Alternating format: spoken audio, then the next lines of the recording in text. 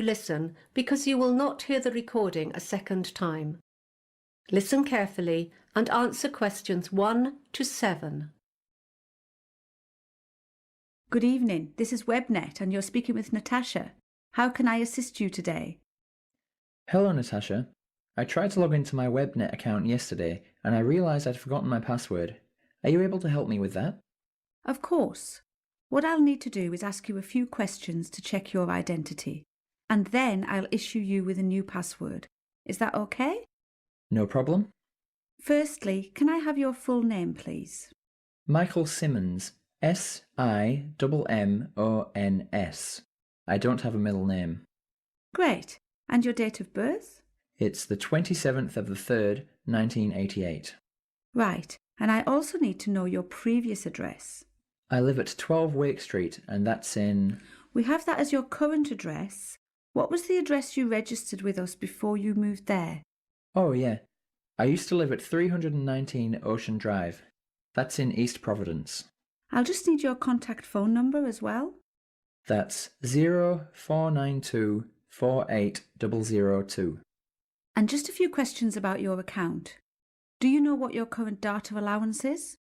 I upgraded to the Gold account not long ago, so it's unlimited. Yes, unlimited data. Right, now can you just tell me about your payment plan? Which plan are you currently on? Do you know? Oh, hang on a minute while I think. Yes, I started off with a 12-month automatic renewal, but a few months ago I switched to the 24-month plan. That's fine.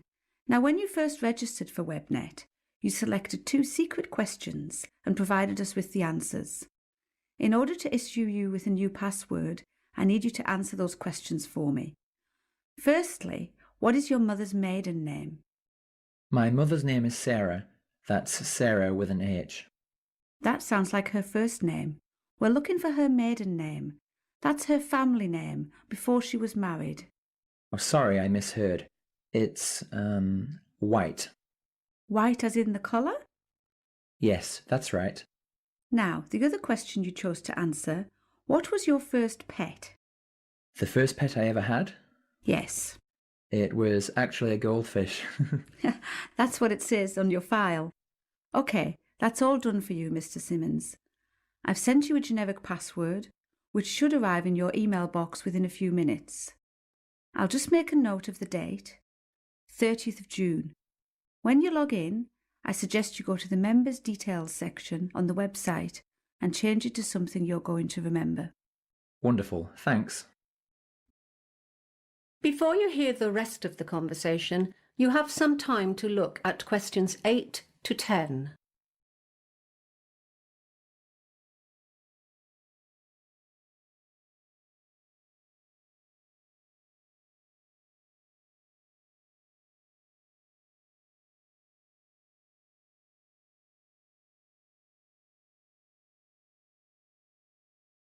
Now listen and answer questions 8 to 10.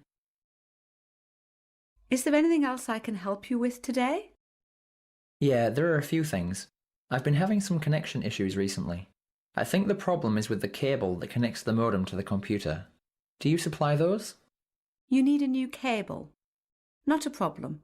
I'll arrange for that to be sent off tomorrow. Thanks. Also, I'm currently signed up for 3 of your services: home phone, mobile and broadband. I use the internet a lot, on my computer and on my mobile, but to be honest, I never use the home phone and I don't see why I should keep paying for that plan. Would you like me to cancel that home phone for you? Yes please, if you wouldn't mind. Done. Is there anything else? Yes, just one last thing. Do you offer any antivirus products? Yes, we have one which offers full protection against viruses, spam and identity theft, which is useful if you're doing any online banking and that kind of thing. It's called the Security Pack. Sounds perfect. Sign me up for one of those, please. And we've got another one. It's called the Parenting Pack. It prevents your children from accessing harmful websites and downloading things they shouldn't. I'm not so worried about that anymore. Both my children are adults and have left home. So, just the security pack, thanks. That's everything. That is the end of section 1. You now have half a minute to check your answers.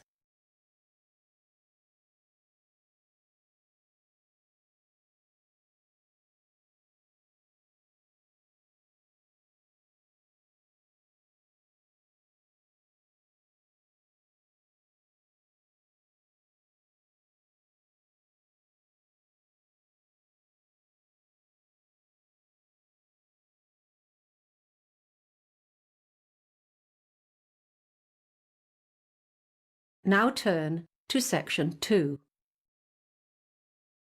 Section 2. You will hear a man who owns a holiday home talking on the phone to a woman who has rented it. First, you have some time to look at questions 11 to 16.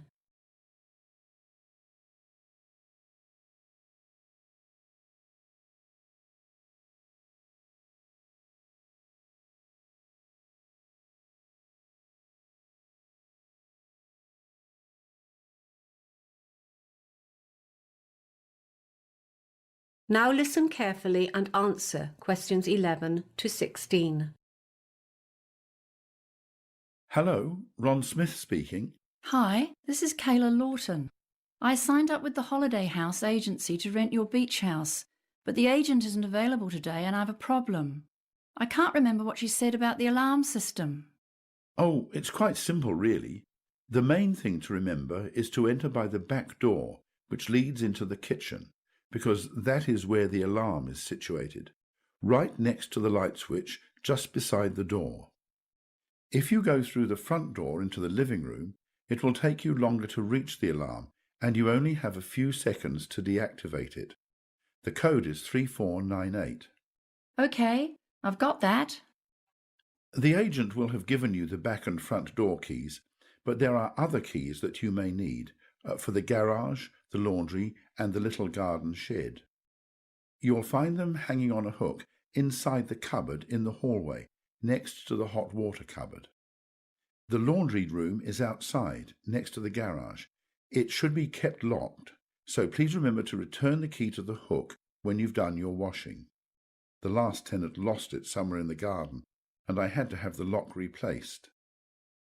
There should be some laundry detergent for the washing machine next to the dishwashing liquid under the kitchen sink. Oh, now, about the linen.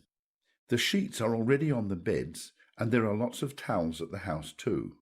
Of course, you'll want to enjoy that lovely, safe swimming beach as much as possible. You'll find a pile of beach towels in a basket on the washing machine. Feel free to take these to the beach with you. We have lots of them, and they're pretty old, so it doesn't matter if they get a bit dirty or sandy. There are other newer towels for use in the bathroom only. These are in the hot water cupboard on the shelf up above the cylinder. Please don't take these ones down to the beach. What else? Oh yes, I should tell you that the electricity supply is generally reliable, but sometimes there are power surges which make a few light bulbs blow. If that happens, don't worry. There are spare light bulbs in a shoebox on the chest of drawers in the bedroom. That reminds me, the main power supply is switched off at the mains box, which is above the front door. The first thing to do when you arrive is to pull down the large lever. It's clearly labelled mains switch. You don't need to touch any of the other switches. Thank you. Anything else? Before you hear the rest of the conversation, you have some time to look at questions 17 to 20.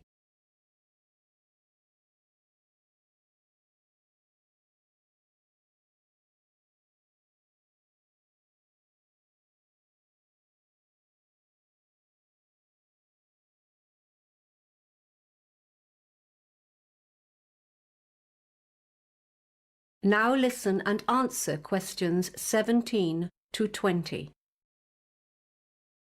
Oh, one more thing. Something that might interest you is a folder of local information. You know the sort of thing. Interesting places to visit, opening hours for the shops and services in the town, plus a little map of local walks. It's on top of the TV along with the remote control. Parking in the town is usually really easy, except for weekends, when the place is swamped with tourists, so I would recommend doing your shopping on weekdays. Oh, one thing though, if you want to combine a shopping expedition with a visit to the Early History Museum, you should know that it's not open on Mondays. There are lots of good places to eat in town too. You'll find a list of menus and takeaway prices for some of the more popular local cafes and restaurants. If you like Chinese, the Happy Dragon has excellent food, or I'd recommend the Pizzeria if you prefer Italian. They have a good selection of takeaway pasta and pizza as well. The Happy Dragon is a firm favourite with the locals, though. Both restaurants deliver free of charge, but note the phone numbers have changed since the menus were printed. Phone 3231190 for pizza and 3239911 for Chinese. You won't be disappointed. Thanks a lot. I'll do that. That is the end of section 2. You now have half a minute to check your answers.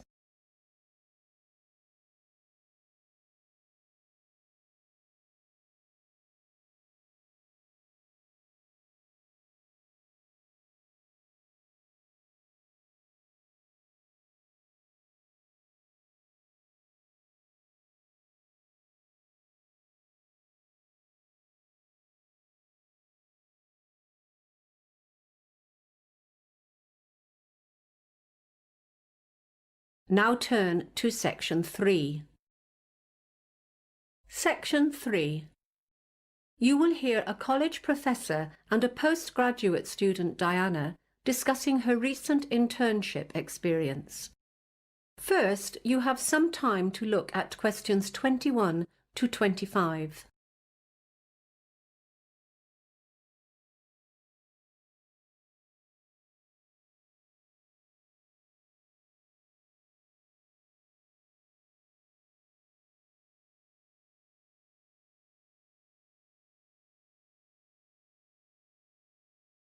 Now listen carefully and answer questions 21 to 25. Thanks for coming in today to discuss your internship experience. Completing some sort of work experience, like an internship, is a core part of our master's program, and we want to make sure students are able to make the most of it. That's fine. So, as I understand, you were offered an internship by Gregory Associates, is that correct? Actually, I got offers from a few companies, but Gregory Associates was the only one I seriously considered. Was there any reason for that? Yeah, they didn't offer the best conditions. Some of the other companies were offering to cover transportation and other living costs, that kind of thing. But I knew Gregory Associates was a widely recognized leader in the industry, and that was the big factor for me. And were you happy with your choice? Well, yes and no. Mixed feelings? Yeah, I mean, don't get me wrong. Everyone in the office was great. They didn't talk down to me, and they were always happy to assist if I wasn't sure about something. Was it the work, then? Some students do find internships a little tedious and boring. It's not that it was boring. I was doing new things every day, and I loved that. They really kept me on my toes.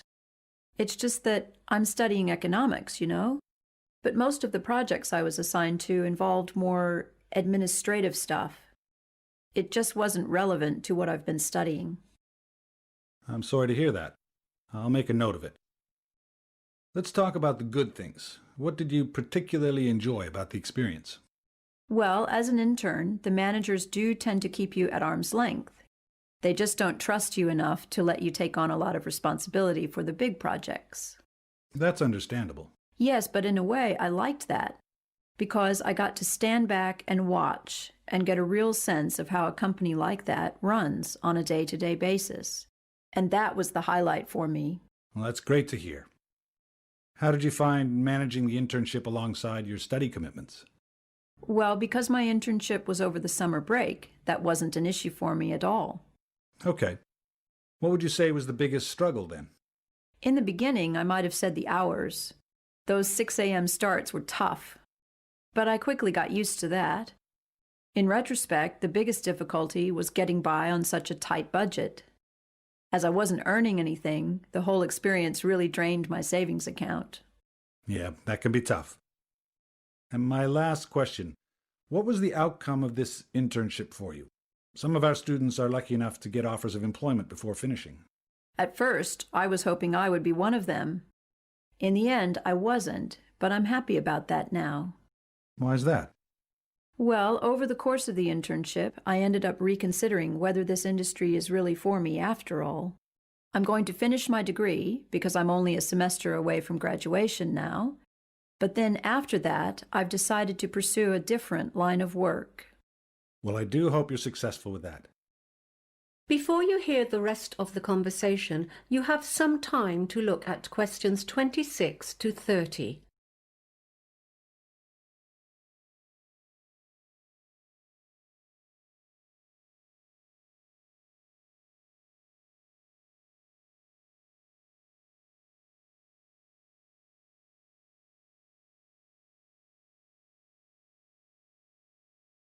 Now listen and answer questions 26 to 30. Now, we're putting together a step-by-step guide about the process for students who want to apply for internships, and we were wondering if you could help us with it. Sure. What would you say is the first step? Before they do anything else, students need to get their documents sorted. Companies need to see all sorts of things, such as reference letters and verified copies of academic transcripts. It can take time to get it all together, so applicants need to get onto this as soon as possible. Great. We'll put that down as number one. And then students should begin researching companies? Absolutely. They should look at a wide range of companies and the internships they offer. They really shouldn't limit themselves at that stage. It would be time-consuming to apply to them all, though. Yeah, so I think they need to weed out those positions they are not qualified for, or that don't meet their own needs and interests, and then put together a short list consisting only of those positions that are a good match. And then? Well, the next part is the applications, of course. I think the big mistake here is that some students just send the same cover letter and the same CV to each company, when in reality, every position is a little bit different. They really need to alter their applications so that they refer to the individual needs of each position. I'll make a note of that. And should students follow up on their applications? I think so. It's best to call each company. An email is too easy to ignore or delete. And not too soon either. A week after the applications have been submitted is probably ideal. So if they get an interview, what's next? Obviously, they need to prepare. For me, this included all sorts of things, like practicing my body language in front of the mirror and researching common interview questions online. Any tips for the interview itself? Most students are so obsessed with having the right answers, but I think the most important thing is actually to ask questions. It shows the employer that you are genuinely interested in their company and in the position. That's really helpful advice. Thanks for coming by today. No problem. That is the end of section 3. You now have half a minute to check your answers.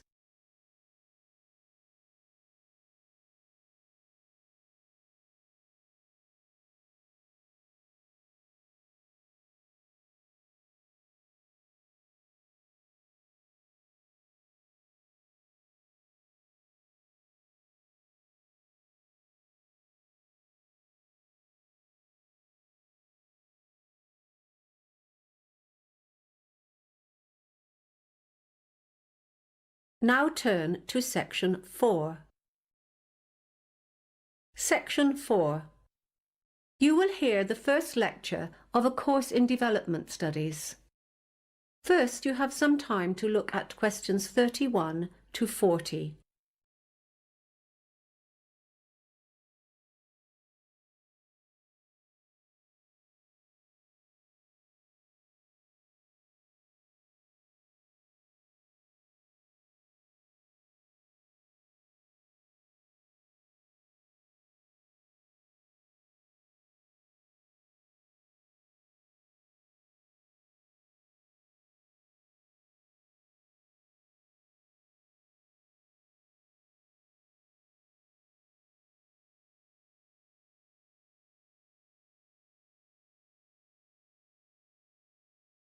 Now listen carefully and answer questions 31 to 40. Good morning, everyone, and welcome to your first lecture in Development Studies. Development Studies as a discipline can be boiled down to a couple of core objectives.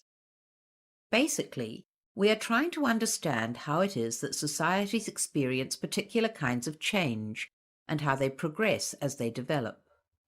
We're also trying to go beyond that, however, and work out how different sorts of actions can facilitate or even encourage these changes to happen.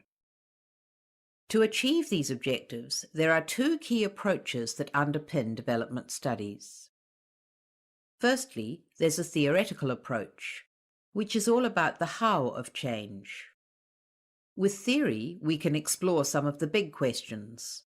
What kind of change should we aspire to, and how can this be achieved? But we don't just talk. We've also got to apply some of this thinking. So, through the applied approach, we're looking at specific policies and trying to understand how they can most effectively be put into place. Although we try not to limit ourselves, we do focus on a few key areas. Due to our location, for example, the Asia-Pacific region is an important area of research for us. At the moment, we're doing a lot of work on urbanization, and there are two elements to this. One is employment, as urbanization leads to major employment problems, and the other is housing. With so many people moving to cities, many of them struggle to find a place to live. Other issues of particular interest to our staff are migration and, of course, trade. So, what will you be able to do with a degree in development studies? Well, firstly, you'll develop a full working knowledge of all aspects of development. You'll also learn how to gather data. We include sessions on how to gather statistics, but we mostly focus on textual data, that is, policy briefings, research reports, and so on. Once you've done your research, you need to know what it all means. After all, there's not much point in collecting a whole lot of data if you don't know whether it's significant or not. So we're going to teach you how to critically evaluate your findings. And finally, teamwork is a big part of development work. Your major piece of research work for this class is done in groups of 4, so you're going to learn how to cooperate as a team in order to plan and conduct this research assignment. I want to move on now to give you a brief overview of how development studies has evolved as a discipline since it was first established. The first thing to note is that, unlike other subjects such as mathematics or philosophy, development studies is very young. It began taking shape as a formal discipline only in the 1950s. At that stage, economic concerns were at the forefront of nearly all research efforts. Researchers assumed that development in general could be measured by indicators such as gross domestic product, GDP, or unemployment levels. In the 1970s, a new set of scholars took charge. These researchers, informed by the social movements of the 1960s, brought a new set of issues to the table. At that time, development studies grew increasingly critical of established practices and the assumptions that lay behind those practices.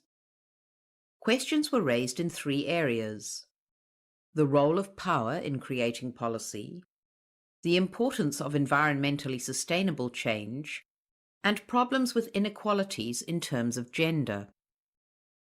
From the 1980s onwards, the economy staged a comeback as a centerpiece of development practice. A key factor here was the reduced significance of national governments due to a number of market-led reforms in many countries around the world. In contrast to the 1950s, however, researchers have recently shown a heightened interest in smaller-scale economic projects.